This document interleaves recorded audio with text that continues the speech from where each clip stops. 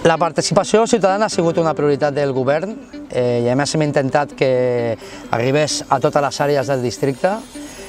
perquè creiem que és bàsica per poder coproduir amb la pròpia ciutadania quines han de ser les polítiques que s'han de tirar endavant. De fet, ja aquí en el districte ja veníem d'algunes reivindicacions que venien en aquest format de participació ciutadana, com per exemple ja va fer Fent Rambla, que va marcar unes necessitats concretes per la Rambla i que posteriorment hem pogut executar, reduint el número de taules a la Rambla perquè era una evidència aquella necessitat. Però també, per exemple, l'impuls de la taula per a quart, que venia de temps reivindicant una transformació de l'eix per a quart cap a un espai amb diversitat d'usos, amb diversitat d'activitats i no únicament les tecnològiques que marcava aquest 22@. De fet, el procés participatiu del 22@, que ha sigut premiat fora d'Espanya, a nivell europeu, ha sigut un dels primers processos participatius que s'ha fet a la ciutat després d'aprovar un nou reglament amb ampli acord amb la resta de grups, que intentava descriure exactament com ha de ser un procés participatiu i com s'havia d'executar en els barris. I en el cas del 22@, després de 6-7 mesos de treball de procés participatiu, amb una fase inicial d'informació, on s'han tractat de traslladar tota la informació econòmica, social, urbanística al veïnat, amb espais de debat, amb diversitat d'opinions sobre com hauria d'evolucionar aquest 22@, amb espais de propostes, amb la diversitat de propostes que s'han fet arribar als diferents sectors, els empresaris, les entitats veïnals, els propis veïns i veïnes organitzats i els no organitzats, i també experts i universitats.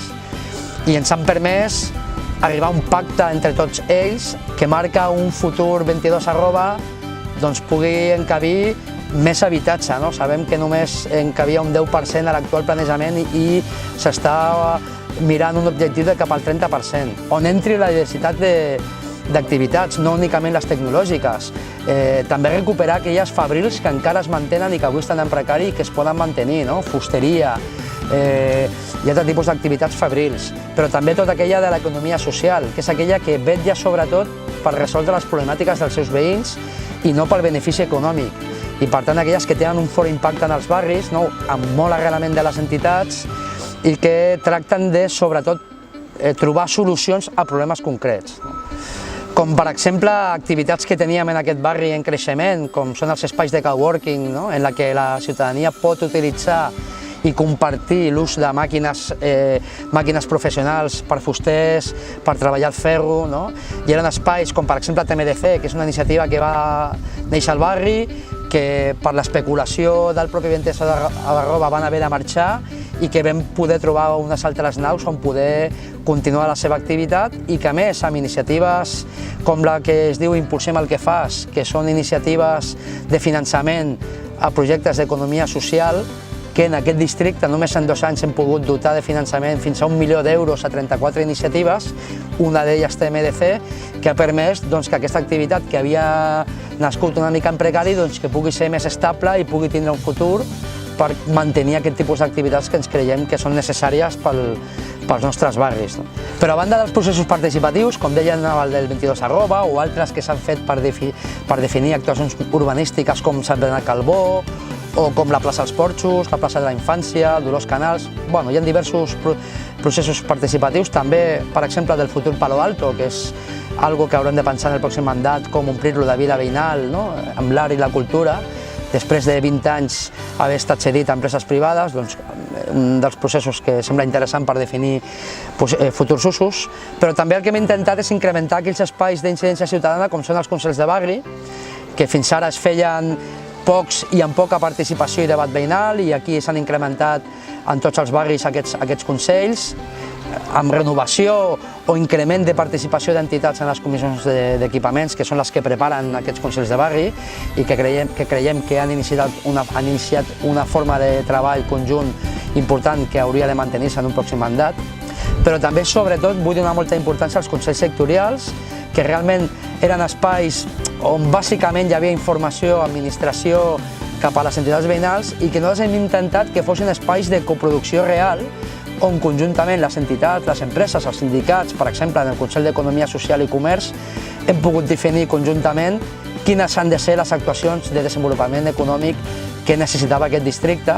i conjuntament hem treballat per implementar-les i ara ja hem començat a avaluar-les, no? Perquè creiem que cal aquesta actuació conjunta entre l'administració i els actors del territori per assolir els objectius comuns i tirar endavant projectes que les dues parts veiem que tenen sentit i poder dotar-les de recursos i fins i tot aproximar-lo a serveis que hem tingut històricament a la ciutat que no arribaven als nostres barris. També molt interessant la feina que s'ha fet, per exemple, en el Consell Escolar, en el Consell Sectorial d'Educació, on tota la comunitat educativa, per exemple, del Poble Nou, han pogut definir conjuntament el futur mapa d'adscripció d'instituts, per exemple, una tasca que normalment venia des del Consorci i amb decisions que ningú entenia, doncs ho hem canviat per uns espais de treball on tota la comunitat pugui incidir, les direccions de les escoles, el professorat i també les AMPAs i les famílies, per definir conjuntament quin creiem que ha de ser el futur mapa d'adscripció escolar en el districte. I posem molt en valor aquests espais de coproducció perquè creiem que és la base per dissenyar conjuntament amb el veïnat el futur que requereix el barri. També una pota molt important de participació és aquella en la que permet a la ciutadania oferir els serveis a la resta de ciutadania. Això és una pota que ha crescut molt en aquest mandat perquè hem implantat des del primer any la gestió cívica dels casals de barri, gestió cívica que canvia una mica el model de gestió. Veníem d'un model de gestió de concursos en el que qualsevol entitat o empresa podia entrar a donar serveis i per tant també empreses amb ànim de lucre. La gestió cívica en els casals de barri el que obliga és que els gestors han de ser entitats del barri sense ànim de lucre i per tant ens assegurem l'arrelament d'aquella entitat en aquell barri i també que els seus interessos no siguin interessos econòmics. I el que a més permet és una forma de gestió més participada en el que els usuaris dels casals són els que poden opinar i demanar quines han de ser les activitats que s'han de fer en aquells casals i els gestors, diguéssim, estan obligats a crear aquests espais per poder fer més democràtic les decisions dels casals de barri. Una bona experiència tenim al Besòs, on l'assemblea d'usuaris ja s'està encaminant cap a la futura gestió d'aquell casal i per tant directament els propis usuaris s'han constituït com una entitat per poder gestionar el casal de barri. I a més també té una pota molt interessant i és que les valoracions, les memòries d'actuacions del casal de barri han canviat perquè veníem d'unes valoracions quantitatives on el que interessava era dir quants casals i quants veïns, que era, diguéssim, com es valorava la gestió d'un casal, cap a valoracions més qualitatives, on el que intentem és traslladar, és a dir, el gestor ens ha d'informar de com aquestes línies de la democràcia, la participació, les cures o les necessitats concretes que s'han de resoldre, doncs com s'han iniciat activitats en aquell barri amb aquests objectius, de més participació, més democràcia, més tenir en compte les cures i les necessitats dels veïns. I per tant creiem que és un canvi de model que s'ha de desenvolupar cap al futur i que a més pensem que ha d'arribar en el futur als centres cívics, als casals de gent gran, i que és una cosa que ha d'anar creixent en el futur. La participació ciutadana, com deien, la pot fer la ciutadania de forma organitzada, que és la més habitual, però també de forma individualitzada. Els veïns han de tenir mecanismes per poder incidir de forma individual en el que passa. I una de les coses que es va fer des de l'inici de mandat és deixar de repagar el 010, perquè el 010 l'estaven pagant de nou, s'havia de pagar per cada trucada. Ara el 010